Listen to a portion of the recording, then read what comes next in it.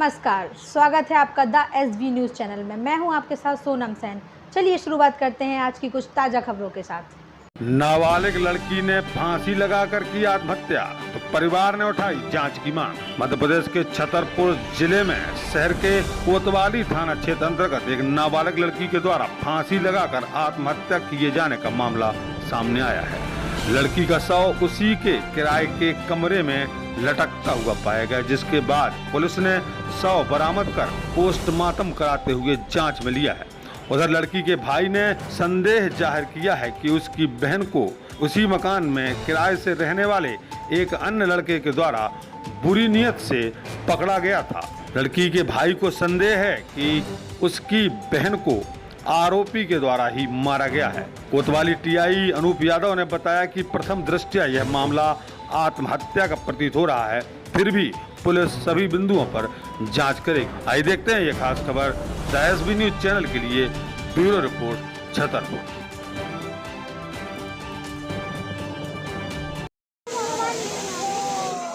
Bike चलने पहले कोई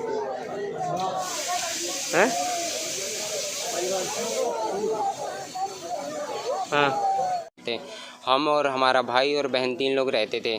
भाई उस टाइम भाई चले गए थे कहीं काम से 15 तारीख को, तो 16 तारीख को जैसे ही रात में सो गए हम लोग। 17 तारीख को सुबह देखा 4 बजे, तो हमारी बहन नहीं थी वहाँ पर। तो हमने तुरंत भैया को फ़ोन किया। भैया बोले कि वहीं ढूंढो, कहीं होगी। हमने देखा नहीं थी। फिर भैया बोले नीचे जाके देखो। नीचे हम गए तो आंटी दिखी पहले, नीचे जो रहती हैं किराए से। तो उनसे हमने यही बोला कि आंटी हमारी बहन कहाँ है, तो बोली हमें नहीं पता। फिर हमारी नज़र गई उनके बिस्तर पे, तो उनके बड़े लड़के गायब थे। तो मैंने पूछा कि तुम्हारे बड़े लड़के कहाँ हैं, बोली नहीं पता मेरे को। तो मैं फिर तुरंत नज़र गई बगल वाले रूम पे जहाँ इनका सामान रखा रहता था।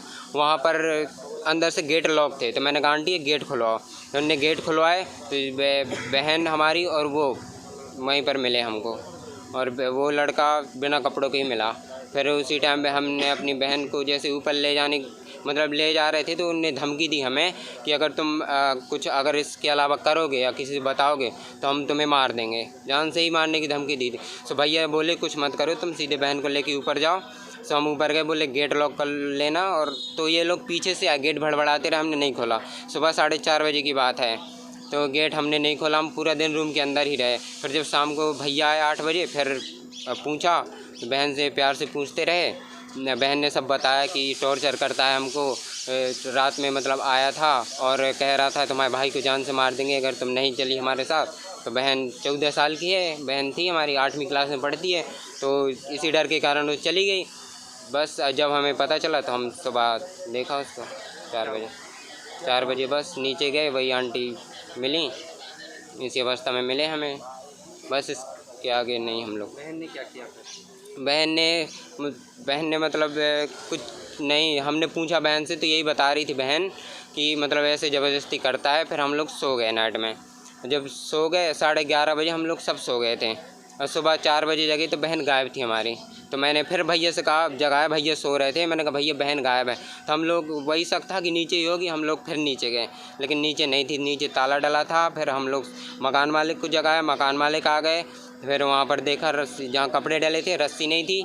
तो मैंने भैया से बोला रस्सी नहीं, ऊपर छत में देखा तो बहन को 4 बजे हम लोगों ने वही इसी अवस्था में पाया, लटकी हुई फांसी में। फिर किसे सूचना दी आपने? फिर सर हमने 100 नंबर पे कॉल किया था, वहाँ पुलिस आई। फिर बाकी की जांच पड़ताल हुई, मौके पर पुलिस भी थी घटनास्थल पर।